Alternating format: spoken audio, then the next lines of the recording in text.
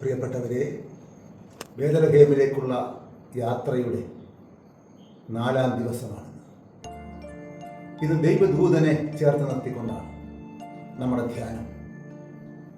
സ്വർഗത്തിൻ്റെ സന്ദേശം, ദൈവത്തിൻ്റെ സന്ദേശം ദൈവദൂതനിലൂടെയാണ് എത്തിയത്. ദൈവദൂതൻ പരിശുദ്ധ അമ്മയോട് സ്വർഗത്തിൻ്റെ സന്ദേശം അറിയിച്ചു. സക്കറിയായിക്ക് ദൈവദൂതൻ സ്വർഗത്തിൻ്റെ ദൂത് വെളിപ്പെടുത്തി. ഈ ദൂത് തിരിച്ചറിയാൻ സാധിക്കുക, ദൂതനെ തിരിച്ചറിയാൻ സാധിക്കുക. ദൈവദൂതന്റെ വേഷത്തിൽ വരുന്ന ഈ ലോകത്തിൻ്റെ അരൂപികൾ ഉണ്ടാവാം.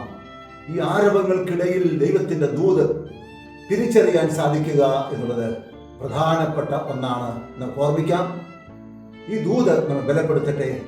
നാമും ചിലപ്പോൾ ദൈവത്തിൻ്റെ ദൂതന്മാരായി പ്രവർത്തിക്കേണ്ടി വരും.